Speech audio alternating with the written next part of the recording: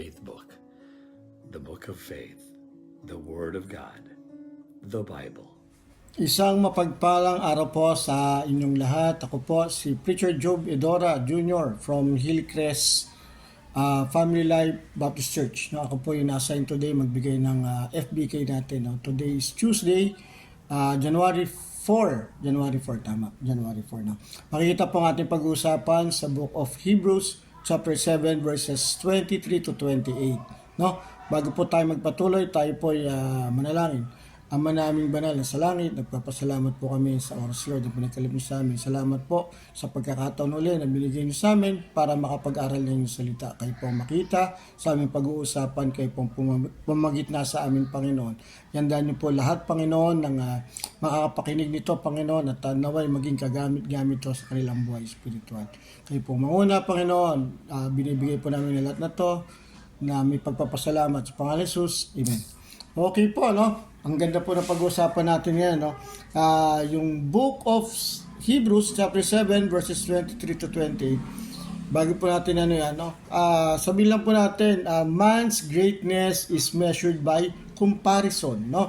Ang kadakilaan o kaya kasikatan ng isang tao ay masusukat pag siya po ay kinukumpara sa iba, no? Kasi malalaman mo, magaling, no? Magaling sa magaling, ganon, i-compare sila. Katulad po sa basketball, pagdating sa basketball, sabihin na po natin, compare si Michael Jordan and Kobe Bryant. Sa ano naman po, sa writing, paggawa po ng sulat, katulad po ni William Shakespeare and Mark Twain. Mark Twain, tama na, Mark Twain. Yes. Pag ano naman po, pagdating naman sa mga presidente, katulad po sa Amerika, no? George Washington and Abraham Lincoln. Sino po yung magaling, no? Pero dito po sa pag-aaralan natin, we're going to talk about high priest, no? Sa Book of Hebrews, sinabi po diyan sa verse 23 na kahit noon pang Old Testament time, may mga high priest, no?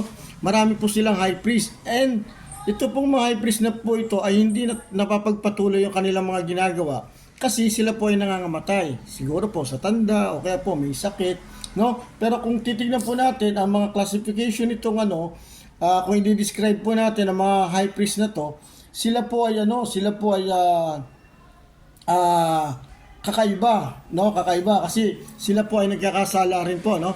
Kailangan po nilang mag-alay ng isang handog para patawarin ang kasalanan. Unang-una po, yung sa mismong high priest.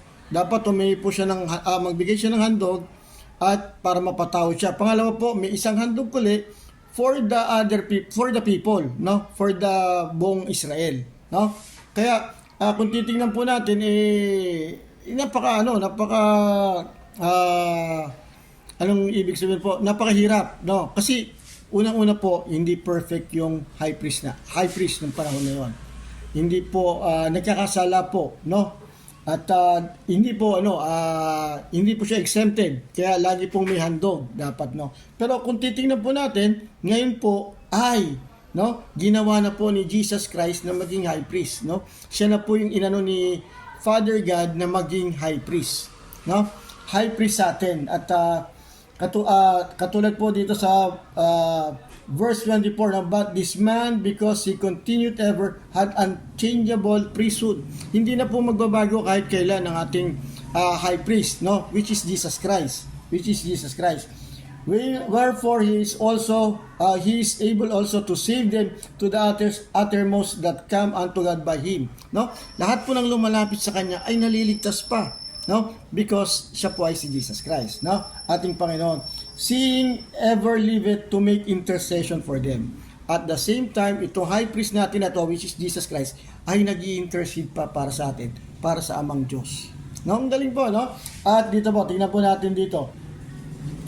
Ang high priest po natin na to, si Jesus Christ, ay banal, harmless, undefiled, separate from sinners. No? Kasi wala po siyang kasalanan, no? Sineparate po siya sa mga kasalanan. And made higher than the heavens, no?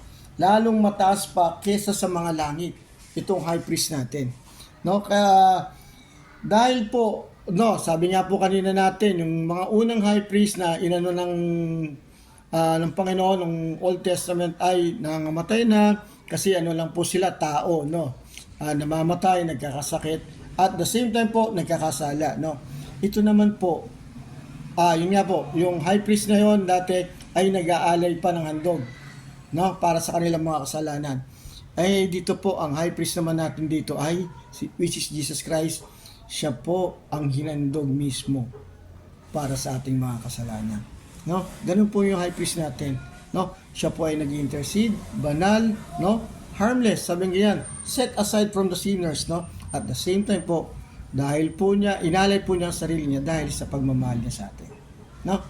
No? Yan po yung high priest natin. Okay, salamat po sa lahat.